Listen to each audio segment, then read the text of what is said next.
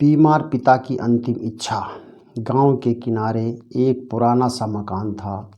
उसी मकान में एक कमरे में खाट पर लेटे थे रामदीन, एक ईमानदार, मेहनती और सादगी से भरे पिता।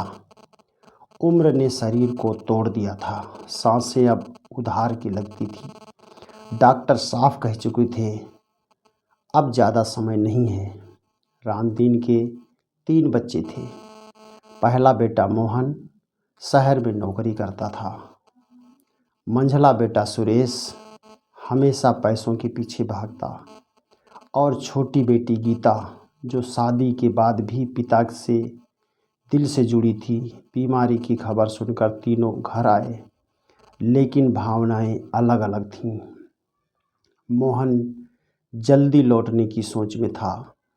सुरेश बार बार संपत्ति की बात छेड़ देता, और गीता बस पिता के सिरहाने बैठकर उनकी हर सांस गिनती। पिता का बुलावा।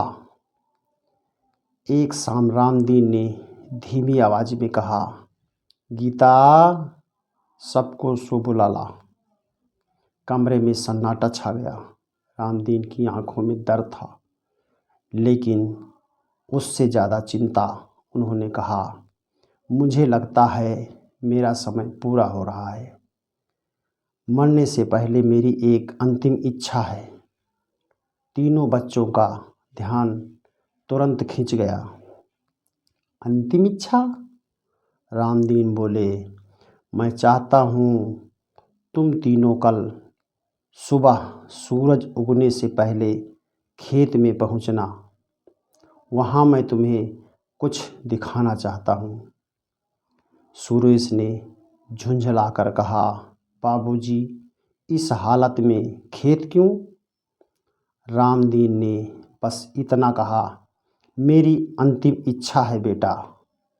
गीता की आंखों से आंसू बहने लगे। हम जरूर जाएंगे बाबूजी। अगली सुबह सूरज की पहली किरण के साथ तीनों खेत पहुँचे। रामदीन को खाट पर लाकर पेड़ के नीचे लिटाया गया। उन्होंने कांपते हाथ से जमीन की ओर इशारा किया, बेटा, ये ज़मीन मेरी नहीं, हमारी माँ है। फिर बोले, मैंने जिंदगी भर ईमानदारी से मेहनत की, कभी चोरी नहीं की, कभी गलत रास्ता नहीं चुना। मोहन चुप था, सुरेश बेचैन। सच्चा खजाना। रामदीन ने कहा, तुम सोच रहे होंगे कि मैं तुम्हें जमीन के नीचे दबा खजाना दिखाऊंगा। सुरेश की आंखें चमक उठीं।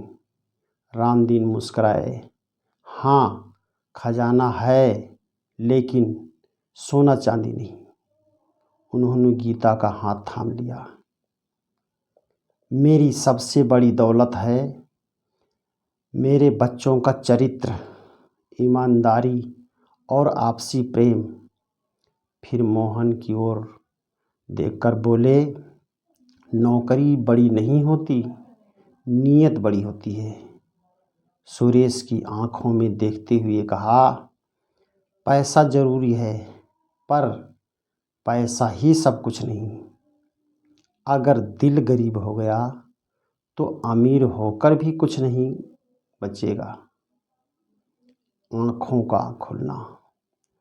सुरेश की आंखों से आंसू गिर पड़े। उसे पहली बार अपने लालच पर शर्म आई।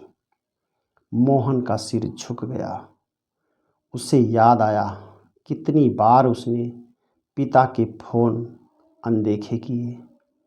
गीता पिता से लिपटकर रो पड़ी, बाबूजी, आप कहीं मत जाइए। अंतिम सांस।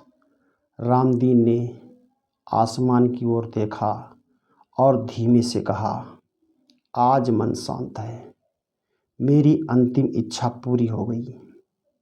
और उसी पल उनकी सांसें थम गईं। पेड़ के पत्ते जैसे सिसक पड़े। तीनों बच्चे फूट फूट कर रोने लगे। कहानी की सीख कुछ महीनों बाद मोहन गांव में ही स्कूल खोलता है। सुरेश ईमानदारी से खेती संभालता है और गीता हर त्योहार पर पिता की तस्वीर के सामने दीप जलाती है। तस्वीर के नीचे लिखा है, सच्ची विरासत धन नहीं, संस्कार होते हैं।